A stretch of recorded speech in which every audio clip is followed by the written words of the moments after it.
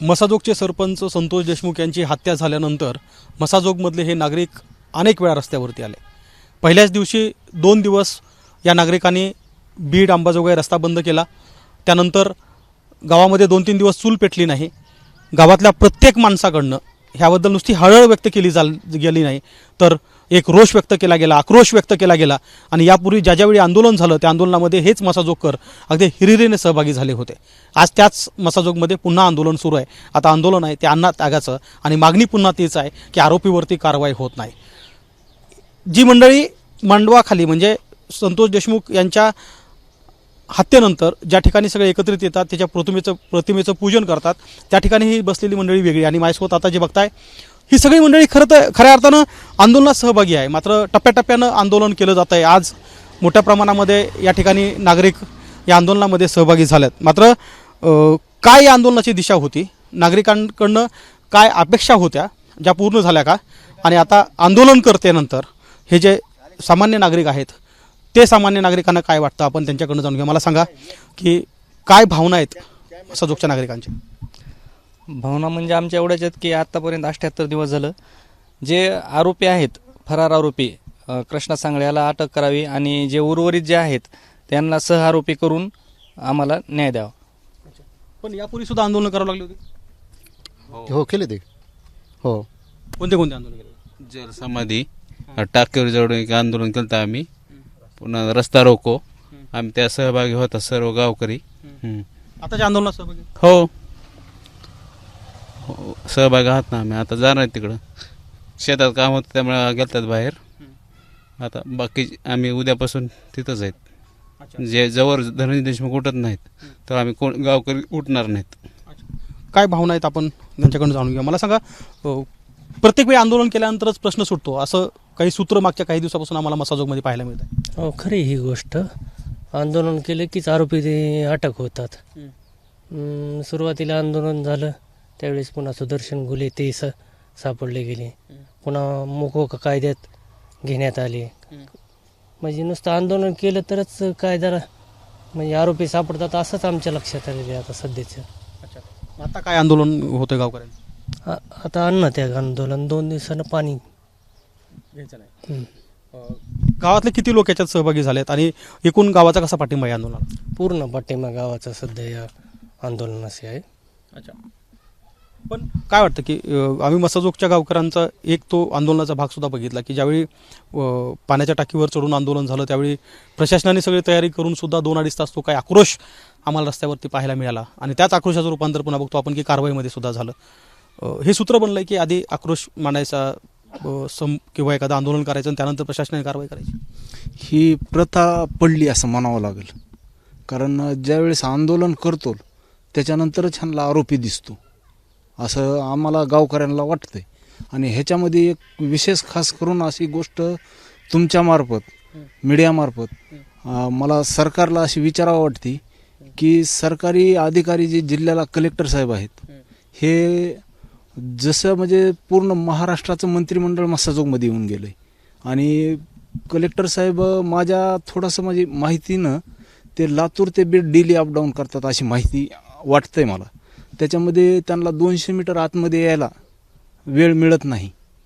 मग त्यांना वाल्मिक कराडकडून काही एखादी पीटी भेटली का काय असं कोड शब्दामध्ये बोलतो का नाहीतरी ओपन बोललं तरी काय आता असा बी आमचा माणूस मेलेला आहे ना आम्हाला तरी राहून काय करणार आहेत असं मला वाटतंय.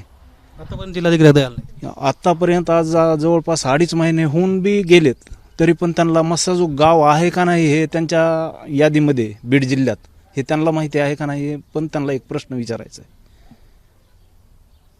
त्यापेक्षा मोठे अधिकारी वरिष्ठ अधिकारी किंवा मंत्री आले होते. पूर्ण महाराष्ट्राचं मंत्रिमंडळ येऊन गेल्यासारखं गेलं ना मसाजोगमध्ये पण ह्यांना वेळ मिळालेला नाही. मग ह्यांना वाल्मिक कराडकडून भेटली का अजून कुठून पीटी भेटली हे मला असं त्यांना विचारावं असं वाटतंय. काय वाटतं की गावकऱ्यांचा कसा पाठिंबा आहे या आंदोलनामध्ये आहे, किती लोक सहभागी झालेत आणि कसं एकूण समर्थन वाटतं या सगळ्या पाठिंबाला.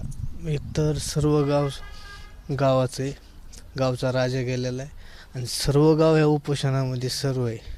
असं एक बी नाही की असं थोडेफार काम असतील ते करून येतातच.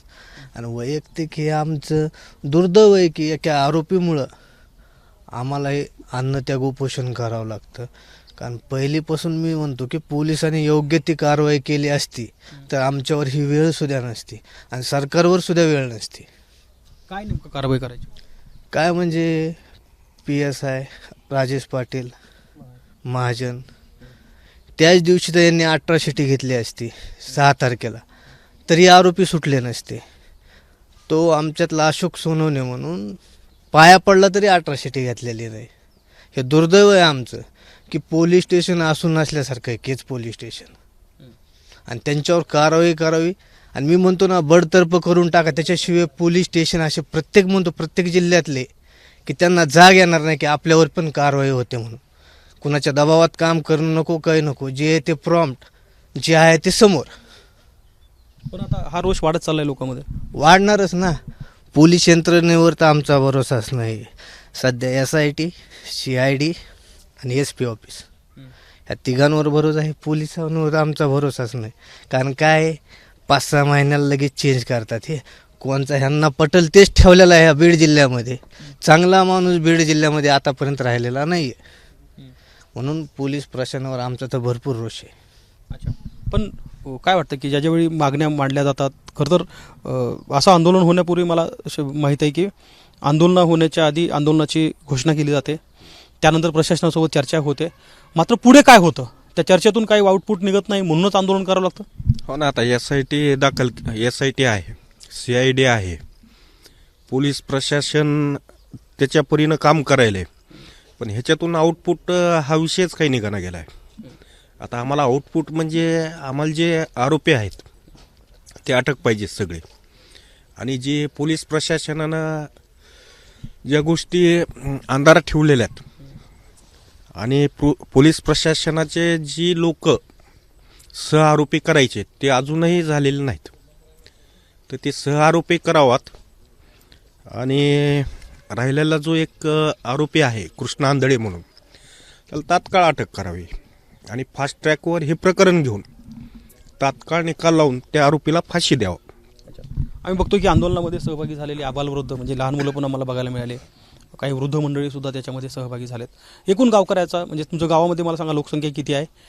यापूर्वी आंदोलनामध्ये सहभाग कसा हिरिरीने घेतला होता? कारण आम्हाला माहिती आहे की जलसमाधी आंदोलनामध्ये मोठ्या प्रमाणात महिला होत्या, वृद्ध महिलासुद्धा आपल्याला मोठ्या प्रमाणात पाहायला मिळाल्या.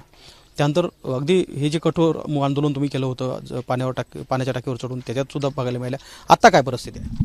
आता अशी परिस्थिती की आम्ही प्रशासनाला वेळोवेळी विनंती केली होती किंवा ही जी आरोपी एक कृष्णा आंधळे राहिला आहे तो त्यांना आरोपी ऑलरेडी आधीच माहीत होता, त्याच्यावर 307 ऑलरेडी पहिली होती, तरी त्याच्यासोबत प्रशासनातले काही डिपार्टमेंटमधले काही माणसं त्याच्यासोबत ये जा करत होते. ठीक आहे, त्यांचा विषय वेगळा असं. पण ज्यावेळेस आमचा सरपंच ज्यावेळेस त्यांना उचलला किंवा ज्यावेळेस आमच्या सरपंचाला ते घेऊन गेले त्यावेळेस त्यांना 10 मिनिटांमध्ये आम्ही त्याला सांगितलं होतं की अशा आरोपी आहेत, अशा माणसांनी नेलेत. त्यांना ते सापडलं नाही. मग खून झाल्यानंतर तरी त्यांना आरोपी सगळे पकडायला पाहिजे ते सापडले नाहीत.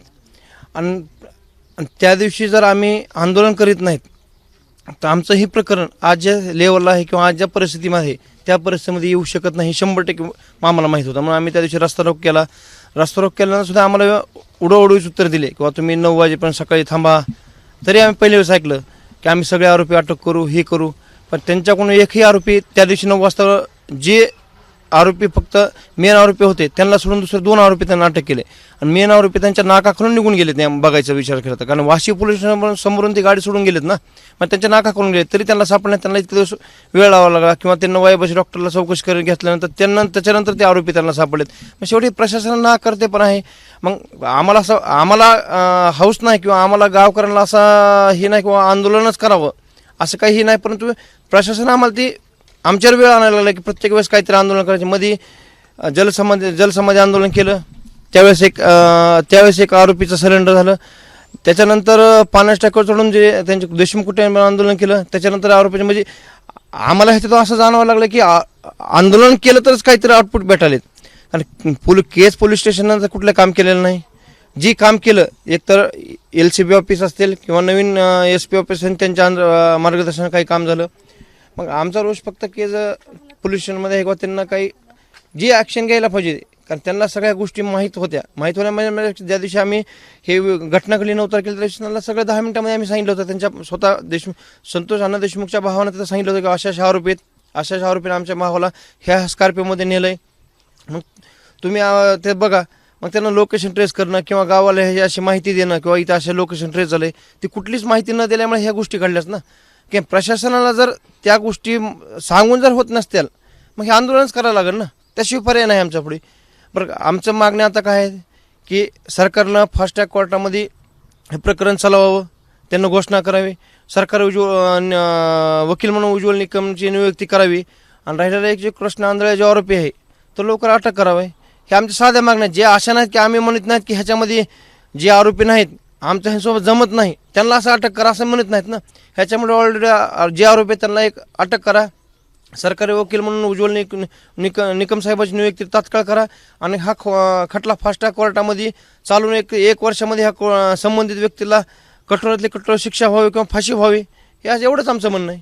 पण काय वाटतं की कसे गावकरी या सगळ्या आंदोलनामध्ये सहभागी झालेत? विशेष आम्ही बघतो की आबालवृद्ध आणि सगळी मंडळी, हे कठोर आंदोलन आहे. कारण एरवी एखादं उपोषण करणं, आंदोलन करणं सोपं आहे, पण अन्नत्यागासारखं एक असं आंदोलन ज्यामध्ये म्हणजे अन्नाचा कण खाल्ला जात नाही, आणि अशा परिस्थितीमध्ये संतोष देशमुख यांची ही दुसरी लढाई आहे. म्हणजे एक लढाई तपासण्याच्या पातळीवरती, दुसरी लढाई आता वैयक्तिक पातळीवरती येऊन ठेपली. काय झालेलं आहे, एकतर गावकरी संतोष अण्णा देशमुख यांच्या हत्येने हातबल झालेले आहेत, यांच्या मनाचं खच्चीकरण झालेलं आहे. परत कुठलीच गोष्ट गावकऱ्याच्या मनासारखी होत नाही आहे. काही करायचं म्हटलं, समजा कुठलंही काही काढायचं म्हटलं तर आम्हाला आंदोलन केल्याशिवाय पर्यायच राहिलेलं नाही. सध्या साधा आरोपींना पकडायचं म्हटलं तरी आम्हाला आंदोलन करावं लागलं. मग ही जर पोलिसांनी जर फास्ट हे केलं असतं तर आम्हाला आंदोलन करायची वेळच नाही. आमचा माणूस गेला तरी आम्हाला आंदोलन करावं लागायलं. म्हणजे ह्याच्यापेक्षा निर्लज्ज बाब कोणती सध्या? एवढं होऊन सुद्धा आम्हाला प्रत्येक वेळेस हे सुदर्शन गुल वगैरे अटक झाले नाहीत, त्यावेळेस आंदोलन करावं लागलं.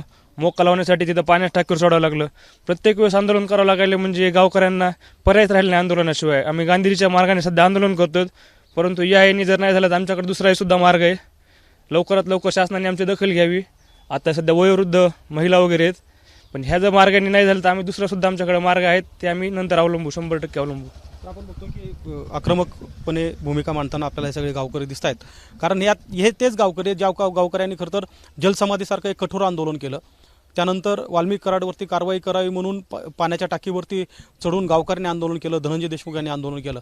आता तीच मंडळी आहे आणि त्या पुन्हा एकदा पावित्र्यात आहेत, ते म्हणजे अन्नत्याग आंदोलन सुरू झालं आहे. या आंदोलनामध्ये गावातील आता प्राथमिक स्वरूपात लोक जरी सहभागी झाले असले तरी या आंदोलनाला मोठ्या प्रमाणात पाठिंबा मिळताना पाहायला मिळतोय.